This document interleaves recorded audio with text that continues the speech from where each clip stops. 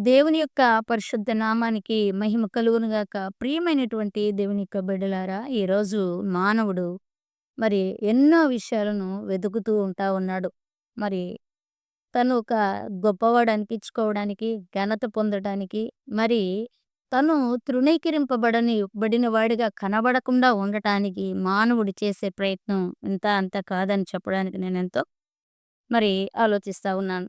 మరి ఇష్టపడుతూ ఉన్నాను. ప్రియమైనటువంటి దేవుని బిడ్డలారా, దేవుడంటున్నాడు, జ్ఞానాధారము నేనే, పరాక్రమము నాదే. నా వలన రాజులు ఏలుదురు." దేవుణ్ణి ఆశ్రయించినటువంటి చాలామంది రాజులు జ్ఞానమును ఆధారం చేసుకొని, దేవుని యొక్క పరాక్రమమును ఆధారం చేసుకొని ఏలినట్లుగా దేవుని యొక్క లేఖనము సెలవిస్తా ఉంది.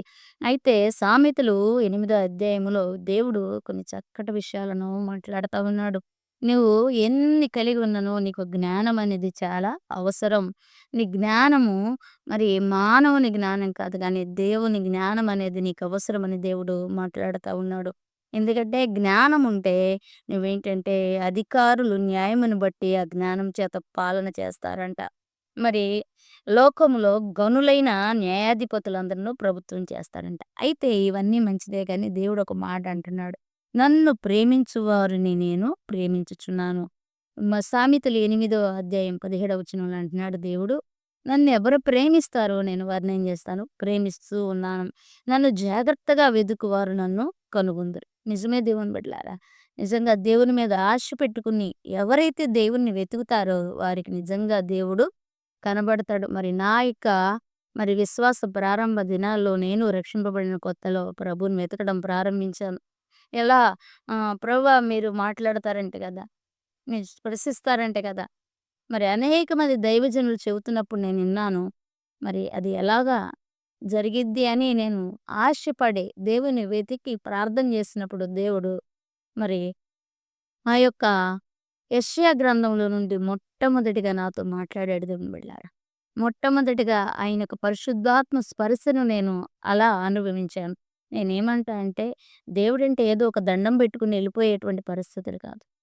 లేదా నీకు శ్రమలో కృంగిపోయినప్పుడు ఖచ్చితంగా నీ పక్షం కదులుతాడు. కానీ అనుదినము నీతో స్నేహం చేస్తూ నువ్వు ఆయనని జాగ్రత్తగా వెతికినప్పుడు ఆయన నీకు దొరుకుతాడనే విషయాన్ని కూడా నేను చెప్పడానికి ఇష్టపడతా ఉన్నాను దేవుని బిడ్డలారా. అందుకే అంటున్నాడు కదా! నన్ను జాగ్రత్తగా వెతికేవారు నన్ను కనుగొంటారు. భూమి లోపల జాగ్రత్తగా ఒక దాన్ని గురిపెట్టుకొని ఎతుకుతున్నాం అనుకో. సపోజ్ మనకు బంగారం కావాలి. ఆ బంగారు గనులు ఎక్కడున్నాయని మనం ఆలోచన చేసి అక్కడ ఒక ప్రయాసతో, ఒక శ్రమతో వాటి కొరకు ఎతుకుతున్నాం అనుకో. ఒక దినాన్ని సంపాదించుకుంటాం. అలాగే ముడి చమురు ఇలా రకరకాల వాటి కోసం మానవుడు ఎతుకుతా ఉన్నాడు. అవి శ్రేష్టమైనవి, విలువైనవి. వాటి ద్వారా మానవుడు కూడా ఘనత పొందాలనేది మానవుని యొక్క ఆలోచన.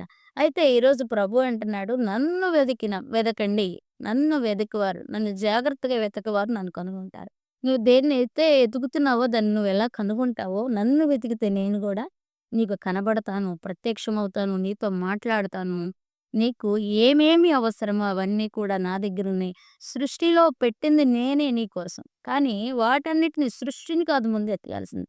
సృష్టిలో ఉన్న వాటిని కాదు ముందు ఎతకాల్సింది. ముందు ఎవరిని ఎతకాలంటే నన్ను వెతకండి అని దేవుడు మరి చాలా చక్కగా మరి సామెతల ద్వారా మనకి తెలియజేస్తా ఉన్నాడు. ఇంకా అంటున్నాడు 18లో, "ఐశ్వర్య ఘనతలను స్థిరమైన కలిమియు నీతియు నా యొద్దనున్నవి." మానవుని జీవితంలో ఎప్పుడు కూడా కలిమిలేములు ఉంటాయి. కానీ దేవుడంటున్నాడు, స్థిరమైన కలిమియు అంటే స్థిరమైనటువంటి సమృద్ధి కలిగినటువంటి జీవితం నన్ను వెదికిన వారిలో ఉంటది అని దేవుడు చెప్తున్నాడు. ఇంకా ఐశ్వర్యం ఉంటదంట, ఘనత ఉంటదంట, మరి ఎప్పుడు సమృద్ధి ఉంటదంట, ఎప్పుడు కూడా నీతి ఉంటది. నిజమే మన భక్తులు చాలా మంది జీవితాల్లో ఇవన్నీ గూడా కనబడతా ఉంటాయి దేవుని బిడ్డలారా. ఎందుకంటే వాళ్ళు జాగ్రత్తగా దేవుని వెతికి కనుగొన్నారు. జాగ్రత్తగా దేవుణ్ణి వెతికి దేవుణ్ణి పట్టుకున్నారు. ఆస్తుల మీదో లేతే అంతస్తుల మీదో, భౌతిక విషయాల మీదో, ఇంకో దేని మీద వారు మనస్సు పెట్టక, దేవుణ్ణి వెతికే విషయంలో, దేవుణ్ణి కనుగొనే విషయంలో, దేవుని కొరకు తపన పడే విషయంలో, దేవుని కొరకు పనిచేసే విషయంలో వీళ్ళు మరి మరి ఆసక్తి కనపరిచిన విధానాన్ని బట్టి దేవుడు వారిని ఐశ్వర్యంతోనూ, ఘనతలతోనూ, స్థిరమైన కలిమితోనూ, నీతితోనూ దేవుడేం చేశాడు వాళ్ళని బ్లెస్ చేసాడు దేవుని బిడ్డలారా. ఇంకంటున్నాడు, "మేలిమి బంగారు కంటెను, అపరంజి కంటెను నా వలన కలుగు ఫలము మంచిది." నీకు బంగారం ఉన్నా, అపరంజి ఉన్నా వాటికంటే కూడా నేనిచ్చు ఫలము, నేనిచ్చు సమృద్ధి, నేనిచ్చే ఫ్రూట్‌ఫుల్‌నెస్ లైఫ్ చాలా ఫ్రూట్‌ఫుల్ లైఫ్ చాలా మంచిది, ఫలభరితమైనది అని దేవుడు మాట్లాడుతా ఉన్నాడు. ఇంకేమంటున్నాడంటే, ప్రశస్తమైన వెండి కంటే నా వలన కలుగు వచ్చుబడి దొడ్డది. ప్రశస్తమైన వెండి కన్నా కూడా నేను వచ్చుబడి, రాబడి, నా వల్ల రాబడి చాలా గొప్పది అని దేవుడు మనకి సెలవిస్తా ఉన్నాడు దేవుని బిడ్డలారా. కాబట్టి 21వ వచనంలో అంటాడు, నన్ను ప్రేమించు వారిని ఆస్తికర్తలుగా చేదును, వారి నిధులను నింపుదును. ప్రియమైన దేవుని బిడ్డలారా, ఈరోజు ప్రతి మానవుడి పోరాటం కూడా ఆస్తిపరుడవ్వాలి, గొప్పవాడవ్వాలి. ఒకడికి ఇచ్చేవాడిగా ఉండాలి గానీ, ఒకని దగ్గర చేయి చాచేవాడిగా ఉండకూడదనని మరి మానవుడు ఎంతగానో ప్రయాసపడుతూ, తిప్పలు పడుతూ ఉన్నాడు దేవుని బిడ్డలారా. రేయనక, పగలనక ఒక కుటుంబం లేదు. ఒక బిడ్డలతో స్పెండ్ చేయడం ఉండదు. ఇంకోటి ఏముందో లేసిన దగ్గర నుండి పడుకునే వరకు ఉరుకులు పరుగులటువంటి జీవితం. అయితే దేవుడంటున్నాడు, నన్ను ప్రేమించే వారిని ఆస్తికర్తలుగా చేస్తాను. నువ్వు ఒక అబ్బాయిని ప్రేమించావనుకో నిన్ను ఆస్తికర్తని చేస్తాడా? ఒక అమ్మాయిని నువ్వు ప్రేమించావనుకో ఆస్తికర్తని నిన్ను చేయగలిగిద్దా? కానీ దేవుడంటున్న మాట లేదా ఎవరినైనా నువ్వు నీకన్నా ఎక్కువగా అనుకున్నావనుకో వారెవ్వరు కూడా నీకు నువ్వు ఆస్తికర్తలుగా చేయలేరు. కానీ ప్రభు అంటున్నాడు, నన్ను ప్రేమించే వారిని నేనేం చేస్తాను, ఆత్మీయంగాను, భౌతికంగాను నేను ఆస్తికర్తలుగా చేసేదను అని దేవుడు చెప్తా ఉన్నాడు.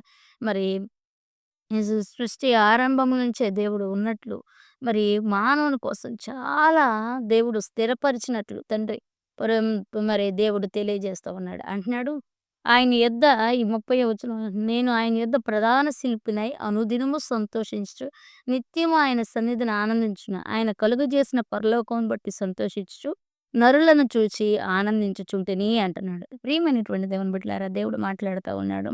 మరి యేసయ్యంట మరి సృష్టి ఆరంభం నుంచి కూడా ఉన్నాడంట. ప్రథమ ఫలంగా ఉన్నాడంట. ప్రధాన శిల్పిగా దేవుని దగ్గర ఉన్నాడంట. తండ్రి అయిన దేవుని దగ్గర ఉన్నాడంట.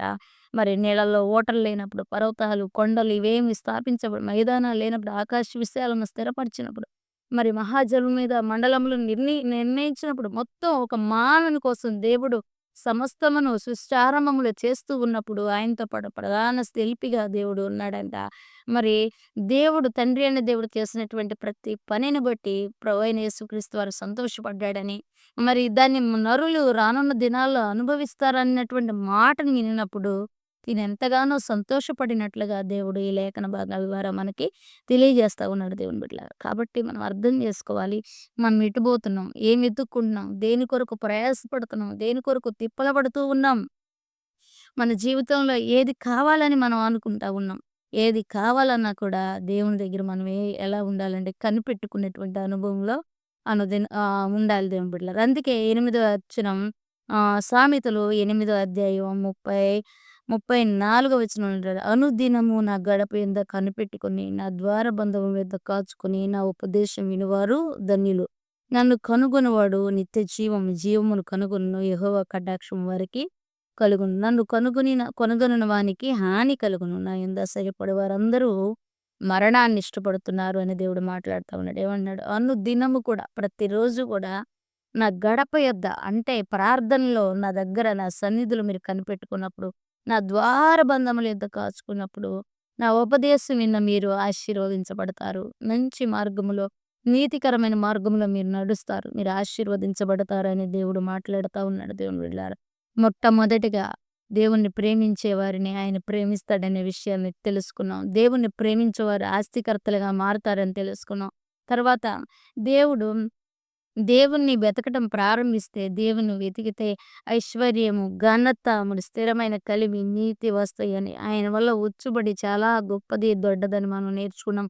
అలాగే ఆకాశీ భూములను, పరలోకములు దేవుడు మన కొరకు స్థిరపరిచినప్పుడు యేసు ప్రభువారు అదంతా కూడా మానవుడు అనుభవిస్తాడని, సంతోషించాడనేటువంటి విషయాన్ని మనం ఈరోజు నేర్చుకున్నాం.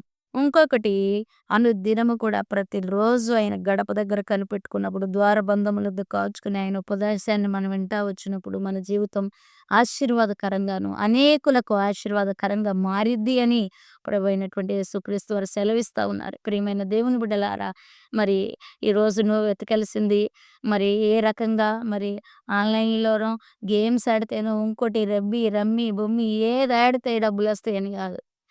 నువ్వు దేవుని వెతికితే దేవుడు నిన్ను ఆస్తికర్తగా చేస్తాడు. నువ్వు జాగ్రత్తగా దేవుని వెతికితే ఐశ్వర్య ఘనతలు దేవుని దగ్గరున్నాయి. నువ్వు దేవుని ఎతికితే ఆయన ద్వార బంధకం యొద్ద నువ్వు కనిపెట్టుకొని ఆయన ఉపదేశాన్ని ఆలకిస్తే నువ్వు ఊహించని స్థితిలో దేవుడు నిన్ను పెడతాడు. ఎందుకంటే నీ తలంపులు ఆయన తలంపులు ఒకటి కాదు. నీ తలంపులు వంటి తలంపులు నాయి కాదని ప్రభువు మాట్లాడతాడు కదా!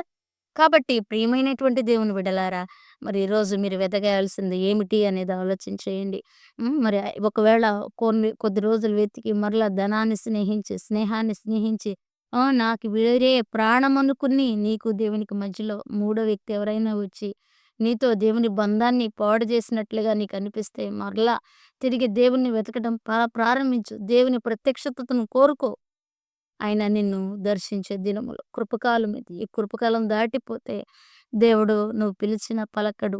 దేవుడు నువ్వు మాట్లాడినా ఆయన వినిపించుకోడు. కరువు కాలం, క్షామకాలం వస్తదని ఇంతకుముందు వీడియోస్‌లో మనం ఆమోస్ గ్రంథం ద్వారా మనం నేర్చుకున్నాం. ప్రియమైన దేవుని బిడ్డలారా, దేవుడు వెదికే సమయంలో ఆయన గడప యొద్ద కనిపెట్టుకుని, ఆయన ద్వారబంధముల యొద్ద కాచుకుని, ఆయన ఉపదేశాన్ని ఆలకించినప్పుడు ఆశ్చర్యమైన కార్యములను, అద్భుతమైన కార్యాలు నువ్వు కోరుకున్నటువంటి కలిమిని మరి నువ్వు కోరుకుంటున్నటువంటి ఆ యొక్క సమృద్ధిని మరి ఆశీర్వాదం, ఘనత, జ్ఞానం సమస్తమును గూడా దేవుడు మనకు అనుగ్రహిస్తాడని ప్రభు పేరట మనవి చేస్తూ ఉన్నాను. ఇట్టి మాటలు ప్రభు మన వినికిడిలో దీవించి, ఆశీర్వదించి మనల్ని బలపరచును గాక. ఆమేన్. God bless you. ప్రైజ్